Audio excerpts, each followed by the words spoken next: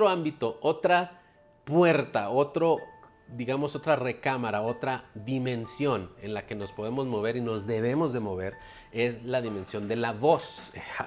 Esta es de mis favoritas porque cuando nosotros entendemos que las palabras que nosotros decimos, el poder que nosotros podemos conferir a nuestras palabras, no nosotros en sí mismos, sino que Dios ha conferido un poder a nuestras palabras. Las palabras tienen una autoridad, porque cuando tú ves al Espíritu de Dios moviéndose en el principio, luego también ves que hasta que el Espíritu de Dios está moviéndose, entonces dice Dios, dijo Dios, sea la luz. No existe materia si no está hablando Dios. No existe una área espiritual desarrollada en ningún ser humano sin que use la voz espiritual. La voz es como un memorándum espiritual, es decir, le llega al ámbito espiritual sí o sí siempre.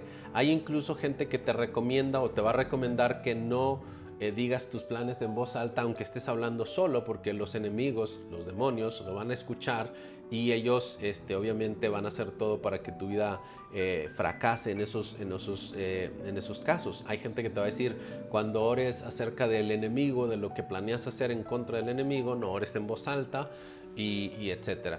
Todo eso puede ser que esté bien. Yo no lo voy a pelear ahorita, no lo voy a refutar, simplemente te voy a decir algo más sobre ello.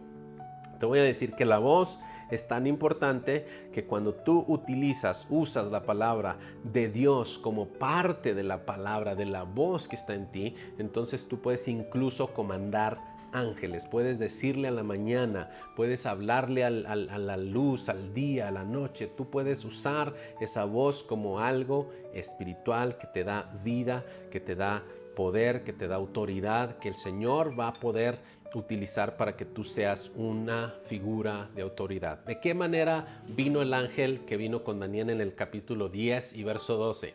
El ángel dice, a causa de tus palabras he venido. ¿A causa de qué? A causa de tus palabras. Es decir, que si no hablas, tampoco los ángeles van a venir. Entonces, una área en la que necesitamos trabajar mucho es en nuestra voz.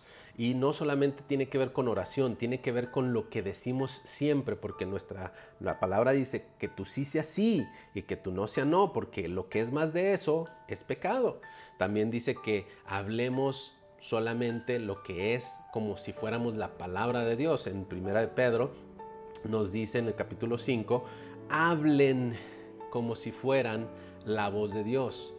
Y entonces vemos también, por ejemplo, a Juan el Bautista diciendo, yo soy la voz de uno que clama en el desierto. Él se adjudicó a sí mismo esa postura y esa posición, y es que era real, pero él tenía que entender que él era la voz. Entonces tú tienes que ser la voz de Dios en este tiempo y tienes que hablar, usar esa voz espiritual, no la natural para formar frases y ya, para comunicarte y ya, sino la espiritual que va a formar o producir carreteras espirituales o corrientes entre el ámbito espiritual y el ámbito donde tú estás habitando, donde están habitando los ángeles y donde tú estás habitando, para que entonces vengan los ángeles a traerte las respuestas. Tú le has dado permiso, tú le has dado espacio legal en la tierra a la acción celestial a través de tus palabras, pero tanto se lo das al ámbito positivo como al ámbito negativo. Es decir, ten mucho cuidado con tus palabras, porque tus palabras están o trayendo bendición o trayendo maldición. Incluso la Escritura dice que el poder de dar vida o de dar muerte están en la lengua, y la lengua en ese sentido no habla de la lengua que usamos nosotros, sino en la lengua en el sentido de lo que hablamos, la lengua como un lenguaje, el lenguaje que utilizamos. Entonces estamos usando un lenguaje espiritual cuando usamos la voz y que usamos la palabra de Dios, que utilizamos bien la palabra de verdad. Entonces, no estamos hablando de algo que tiene que ver con lo natural. No. Le estás dando permiso, como te dije, o espacio legal en la tierra a la actividad celestial. Por tus palabras he venido, por causa de tus palabras. Entonces, por ejemplo, el siervo de Abraham, cuando va por la esposa para el hijo, de él. El siervo se llama Eliezer y entonces se va y cuando está sentado y dice Señor, hace una oración muy corta, pero la hace de una forma específica. Fíjate bien, dice que ocurra lo siguiente, que pase esto, que la mujer a la cual yo le pida que me dé agua, no solo a mí, o sea, que yo le pida que me dé agua, pero que ella también me ofrezca darle de beber a mis camellos, esa sea la que tú has elegido. Él está poniendo una señal, él está hablando espiritualmente hasta el mundo espiritual y está conectando, está dándole acceso legal a los ángeles para organizar todo para que las cosas ocurran. Y entonces vas a Génesis 24, 12 al 15 y te vas a encontrar cómo fue esa voz espiritual que él utiliza. Y entonces cuando dice, dame hoy te ruego un buen encuentro, y encontró, y aconteció que antes que él acabara de hablar, escucha bien, antes de que acabara de hablar, ahí estaba Rebeca. Y entonces, ¿qué quiere decir eso? Que su voz generó una avenida en el ámbito espiritual y esta voz empezó a mover el ámbito espiritual.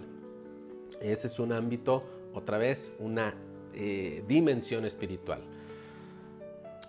Otra puerta que tenemos que desarrollar y que tenemos que abrir, que es otra dimensión del espíritu. Mira, en todo lo que hemos dicho, hay áreas donde nosotros vamos a podernos mover más fácilmente que otras personas y otras personas van a poder moverse más fácil que nosotros en otras dimensiones. Es decir, una persona con fe es más fácil que actúe en un área que una persona con revelación. Habrá una persona con palabra, habrá una persona con alguna de las áreas que ya hemos mencionado antes, ¿no? La voz espiritual, etcétera. Entonces, no debemos de pensar que porque estoy mencionando diferentes áreas y diferentes cosas, por ejemplo, ahorita voy a hablar de la madurez, la gente lo ve como un punto en donde tienes que estar sí o sí, y la verdad es que sí, tienes que crecer espiritualmente. Pero mucha gente, aunque genera una cierta madurez, la madurez a veces es solamente almática y solamente es física. Es decir, una persona puede tener 60 años y seguirse portando como un niño de 6 años. Una persona puede llegar a los 80 y seguir emocionalmente hablando, seguir pensando ciertas cosas como un joven. De hecho, una de las áreas en las que se trabaja en psicología es en las crisis que se generan en ciertas etapas de la vida. Por ejemplo, hay la crisis de la mediana edad, cuando decimos que una persona se empieza a sentir fuera de, mira, la mente se siente de 15, de 18, de 20, pon tú de 30, pero el cuerpo ya brincó una etapa en la que físicamente no puede recuperar su energía tan rápido, la memoria se empieza a perder. Hay etapas en la vida que son eventos psicológicos donde esta persona está pasando de una etapa a otra, pero la mente, cuando la mente se queda atrás, es decir, la forma la sensación interna se queda atrás, pero el cuerpo sigue avanzando, ahí hay como un desbalance, un desequilibrio.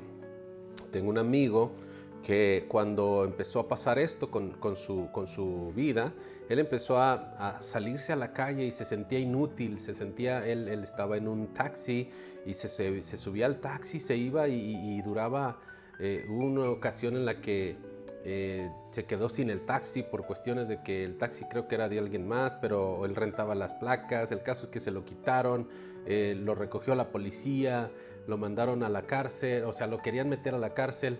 Bueno, una serie de eventualidades que prácticamente ese día ese hombre se sintió tan desesperado que agarró camino, se fue caminando por una carretera interestatal de paga, y en un momento dado él veía que venía un tráiler, dijo, cuando vaya llegando ese tráiler aquí cerquita me le voy a aventar.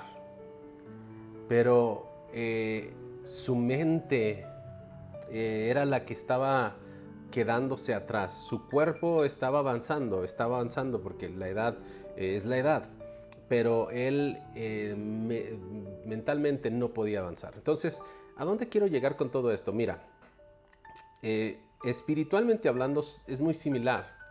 No todos los creyentes crecen en dimensión, es decir, no todos los creyentes maduran en dimensión, aunque sí maduran en tiempo, aunque sí maduran pues pasa tiempo y siguen creciendo, no espiritualmente, desafortunadamente, pero siguen creciendo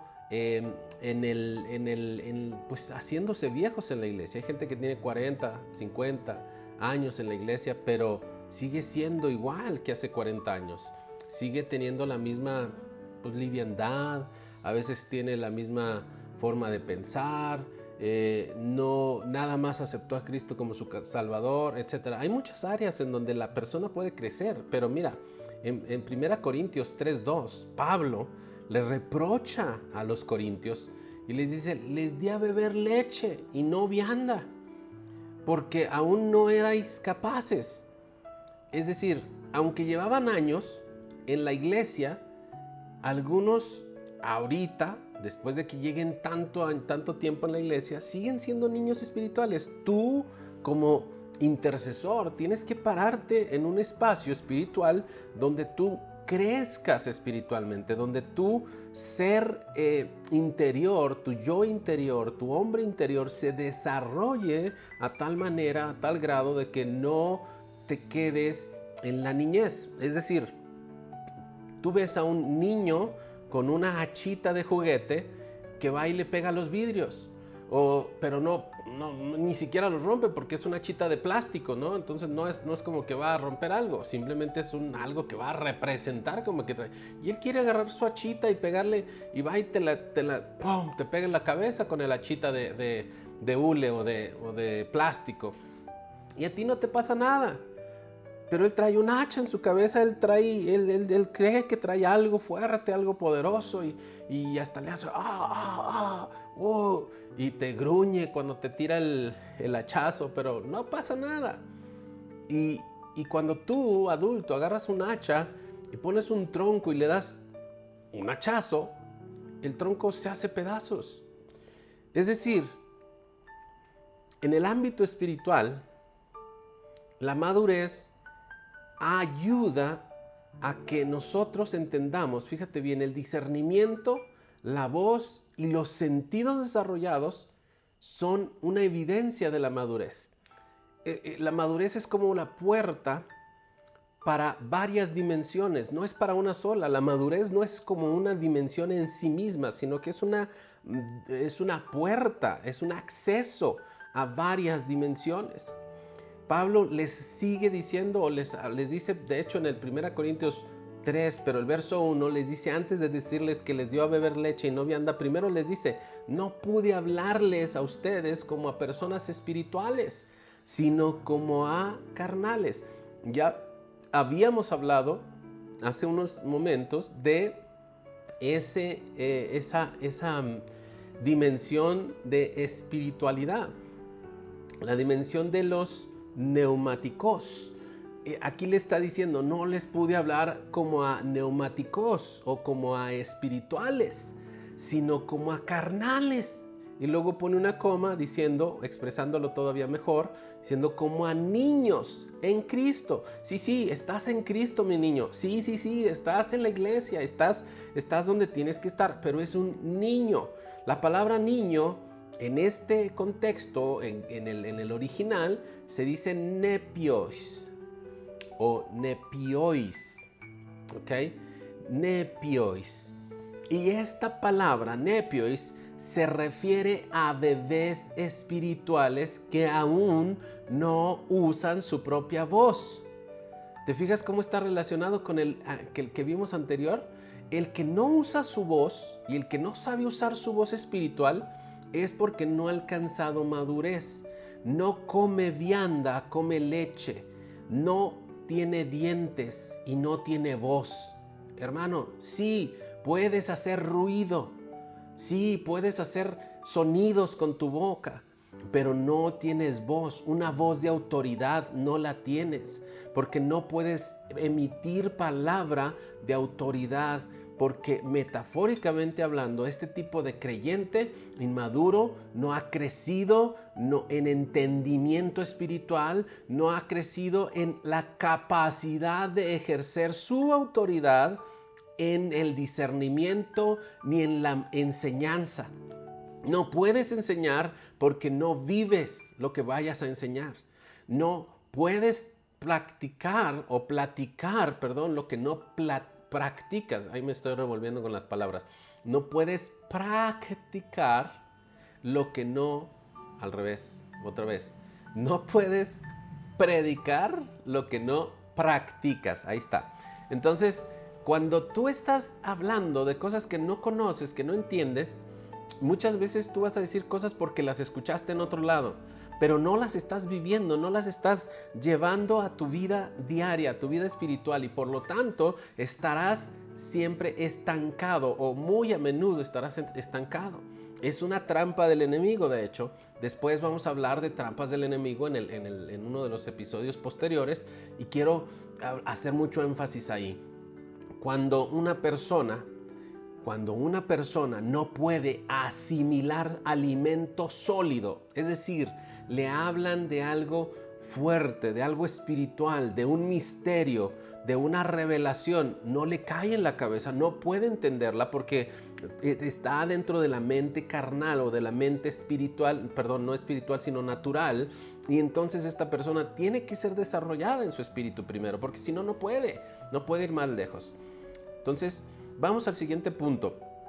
No pude hablarles como a espirituales. Es decir, la limitante de Pablo para ir más lejos en la palabra, en la revelación y en los misterios, hasta ahí quedó porque eran niños y no tenían la palabra en su vida desarrollada. El verdadero crecimiento espiritual no es oír la palabra, no es ir a la iglesia para que me digan una enseñanza cada domingo, una prédica cada domingo, o cada miércoles, o cada día de actividad. Esa no es la vida cristiana. La vida cristiana consiste en que tú crezcas a una medida de un varón perfecto.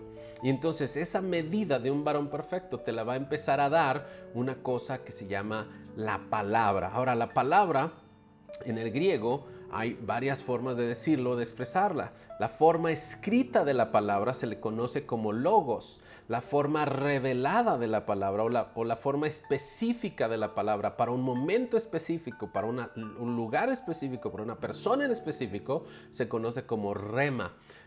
Independientemente de que haya gente que denoste el término o use el término incorrectamente, que los hay, aún así el ser humano tiene que entender que lo que la palabra dice es verdad. Y cuando Jesús dice en Lucas 4:4, respondiéndole al diablo tras haber sido instado a convertir unas piedras en pan, Jesús le dice: no solo de pan vive el hombre. Es decir, quiere decir que el pan le da vida al hombre. Pero también dice, sino de toda palabra que sale de la boca de Dios. Y aquí hay un punto muy interesante, que el hombre espiritual o la dimensión espiritual de la palabra se adquiere cuando tú recibes la palabra que sale de la boca de Dios. No está hablando en pasado. No está hablando en futuro, porque hay gente que te va a llevar y va a decir, no, es que la Biblia ya está escrita y es todo lo que... No, la palabra de Dios dice que la palabra sale de la boca de Dios en momento presente, y no está hablando tampoco del futuro cuando el Señor ya por fin nos tenga en gloria. No. El Señor te da día con día palabra específica para el momento específico. No se trata de que la oigas, se trata de que seas despertado por ella, que seas motivado por ella, y que en esa palabra no solamente escuches algo que está ahí como una promesa, sino que veas la realidad espiritual de tu vida para llevar a cabo las obras que el Señor preparó de antemano para que tú andes en ellas. Pero si no eres despertado a la realidad que hay en la palabra, no hay transformación. Es lo que enseñaba hace algunos días en una prédica. La palabra se debe de asimilar, se debe de volver parte de uno mismo, porque no te nutre lo que comes, te nutre lo que asimilas en tu cuerpo. Hay personas que, por ejemplo, comen ciertos alimentos porque traen una vitamina. Y esa vitamina, por ejemplo, la vitamina D, y dicen, voy a comer vitamina D o algo que tenga vitamina D, pero si no estás comiendo los lípidos o las grasas que te ayudan a asimilar la vitamina D, esa vitamina nada más va a pasar por tu cuerpo y así como entró va a salir. Entonces, hay gente que dice, yo voy a leer la Biblia a ver qué se me pega. No, esa no es la estructura. Entonces la fe, dice la Escritura, viene por el oír, pero no cualquier cosa, sino oír la palabra de Dios. Y cuando tengo calidad en el alimento espiritual, entonces recibo lo que es el pan de vida. La boca de Dios se abre para que yo entienda los códigos y las enseñanzas y no solamente ver lo que dice por encima, sino que dice a manera profunda, a llegar hasta el entendimiento de lo que Él quiere para tu vida hoy. Entonces, el pan de vida es la palabra de Dios. La palabra de Dios te va a llegar al siguiente punto, que es la revelación. En la revelación, solo los hijos maduros reciben revelación. Pablo lo expresa de varias maneras. Pablo es el que más habla de este tema, al menos en el Nuevo Testamento, pero cuando dice, por ejemplo, Romanos 8:14, nos dice, porque todos los que son guiados por el Espíritu de Dios, estos son hijos de Dios. Y la palabra hijos es huíos. El término griego es huíos, que significa hijos maduros. A estos se les delega la herencia, es decir, cuando hablas de huíos, estás hablando de alguien que ya puede recibir la herencia. ¿Cómo vas a recibir la herencia de la revelación si tú estás parado en tu propia ideología, en tu propia mentalidad? No, necesitas llevarte a ti mismo a esta dimensión de la revelación. Otra vez, no es un nivel, es una dimensión, es una puerta. Una persona puede actuar desde diferentes ámbitos. En la imagen que ustedes ven en pantalla, ven que hay una persona caminando, pero hay un humo brillante que lo va guiando, que va adelante de él y le va diciendo por dónde ir. Bueno, el Señor Jesús te da revelación. Fíjate bien, voy a tumbar aquí una idea sobre qué hay sobre la revelación. La revelación mucha gente la ve como algo que, yo recibí esta revelación de parte de Dios y es que ese hermano de allá está mal por esto y por esto. No es así. La revelación de Dios te dice de ti, te habla a ti. No puedes expresar que has tenido revelación de Dios o estar viviendo en la dimensión de la revelación o actuar desde la dimensión de la revelación si tu vida sigue igual, si tú no has proyectado el cambio, si a ti no te ha tocado, si a ti no te ha venido, porque nadie puede decir Dios me habló y que siga igual. No puedes tener una vida inmutable después de que ya viste a Dios. De hecho, es justamente cuando ves a Dios que empiezas a notar todo lo que hay en tu vida que necesita ser quitado, porque Él es un espejo. Él es un espejo. Por eso dice Pablo, vemos como a cara descubierta frente al espejo, y aunque de pronto se nos olvida, venimos y nos paramos al espejo y volvemos a recordar cómo éramos. Acuérdate que los espejos que hoy conocemos pues son espejos bastante brillantes, nítidos, totalmente pues sí, reflejan completamente, hasta un vidrio cualquiera puede reflejar mejor que los espejos que se usaban en esos tiempos. Se usaban espejos que eran más bien piezas de bronce bastante pulidas pero no alcanzaban a reflejar toda la verdad del rostro como se veía, y muchas veces los efectos de estos espejos es que eran redondos y muchas veces tenían, ¿cómo se dice?, una curva cóncava, a veces tenía una curva obtusa, y hacía que la cara se veía más grande o más redonda, o hacía que se veía más estilizada, más hacia adentro, más larga, etcétera. ¿Por qué? Por los efectos visuales que presentaba el mismo espejo. Pero entonces la revelación se da cuando eres guiado por el Espíritu Santo. No puedes decir que tienes revelación si tú mismo no estás siendo guiado. Tienes problemas y vas todo el tiempo a buscar quien te diga qué hacer. No estás viviendo en la revelación. No estás viviendo en la revelación. Perdóname que te lo diga, pero no estás viviendo en la revelación. Dice, a los que le reconocieron, a los que le recibieron, les dio potestad. Potestad significa autoridad y derecho. Es decir, los hijos son los que tienen derecho a la herencia. Entonces les dio potestad de ser hechos hijos de Dios, pero solo los maduros caminan en autoridad espiritual. Esta revelación de la que estamos hablando es una dimensión a la que entramos a través de la puerta de la madurez. En un sentido, la revelación depende de haber sido habilitados por la asimilación de la palabra, porque nadie puede alcanzar revelación sin conocimiento del Dios que da la revelación. Incluso conocemos todos ese pasaje: y conoceréis la verdad y la verdad os hará libres. Y pensamos que la verdad simplemente es agarrar la Biblia y leerla y ya conocemos la verdad. No.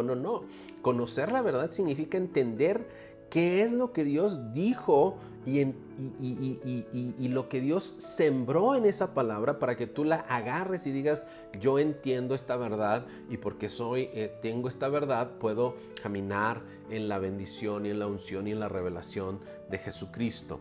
Entonces, sin embargo, dice 1 Corintios 2:6, hablamos sabiduría entre los que han alcanzado madurez. La revelación es una forma de sabiduría. De hecho, se depende de la sabiduría para encontrar revelación. Pero, ¿qué revelación? O cómo representamos esa revelación, porque la revelación tiene varios niveles. Una de los niveles, o una de las dimensiones de la revelación, se llama misterios. Los misterios son para los maduros. Los misterios no son para cualquiera. Los misterios no los puede asimilar una persona que no es entendida, que no es madura. Y lo dice 1 Corintios 2:7. Dice: mas hablamos sabiduría de Dios en misterio. Y luego te dice en la siguiente frasecita, después de la coma, ¿qué es un misterio? Pues es la sabiduría oculta, la sabiduría que está en Dios, pero que Dios solamente revela a aquellos que están preparados para recibirla. A ver, primero, antes de este versículo, por ahí está uno que dice, cosa que ojo no vio, o cosa que oído no oyó, ni aún ha subido el corazón del hombre, o no sé si está un poquito después. El caso es que está en ese mismo capítulo y en esos versículos alrededor, en ese mismo contexto. Dice, son las que Dios ha preparado para los que le aman.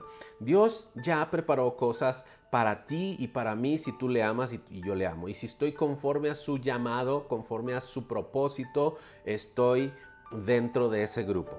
Así es. Entonces tengo que entender que los misterios, fíjate bien, los misterios significa que son cosas que no cualquiera sabe, no cualquiera entiende. Hablaba yo con mi esposa hace unos ratos, como 2-3 horas, y platicábamos sobre una teoría que se llama teoría de cuerdas. Y bueno, entre tantas cosas que hay dentro de esa teoría, que es física, pues, no de la de física de hacer ejercicio, sino de la ciencia que se llama la física. Y dentro de esta idea hay mucho que se puede entender, pero ellos hablan de que hay al menos acceso a 7 dimensiones, hay más dimensiones, 9 dimensiones o 10 dimensiones se hablan ellos, pero Eso concuerda con algunas cosas que hemos leído en la Biblia y en algunos libros que hablan de dimensiones o de, digamos, cielos o de, digamos, de realidades, etcétera, etcétera. Entre otras cosas mencionábamos, por ejemplo, que cuando lees Génesis 1:1 dice: en el principio creó Dios los cielos y la tierra. Hasta ahí. En el principio habla de tiempo. Creó Dios los cielos, habla de espacio, y la tierra habla de materia. Entonces tenemos los tres elementos fundamentales del universo: son tiempo, espacio y materia. En el principio creó Dios el tiempo, el espacio y la materia. Es decir, Dios creó el tiempo, Dios creó el espacio, Dios creó la materia. El espacio tiene tres dimensiones que son largo, ancho y profundo. El tiempo tiene tres dimensiones que son presente, pasado y futuro. La materia tiene tres dimensiones o tres formas de presentarse en la naturaleza normal. Estoy hablando de lo normal, no de que te metas a un laboratorio y logres hacer cosas más especiales, pero la materia en forma natural, aquí en lo que logramos ver como humanos, tiene tres dimensiones que son líquido, gas y sólido.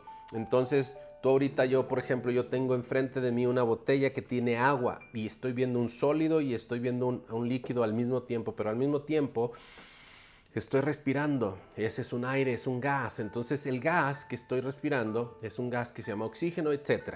El caso es que yo ya te conté de 9 dimensiones en los ámbitos espirituales. Esto está en la Biblia. Y ellos hablan en esta teoría de cuerdas de esas dimensiones que son las que hacen vibrar la materia, que hacen que la materia sea lo que es como tal. Entonces uno llega a conocer ciertos detalles y luego después lees la Biblia y encuentras aquellas cosas y dices: es que esto está en la Escritura. En la Escritura están detalles muy específicos del ADN humano. Hay ciertos números y ciertas cantidades que están entre los cromosomas. Hay cosas que están escondidas, codificadas. Esto no se llega por otro medio que no sea por la revelación de parte de Dios de esos misterios que Él codificó en lo que está en tu propia sangre, en tu cuerpo y en tu planeta. Entonces, fíjate bien, ¿cómo podemos acceder a los misterios? Bueno, podemos acceder a esos mismos resultados que tuvo Jesús, o incluso mejores resultados que tuvo Él.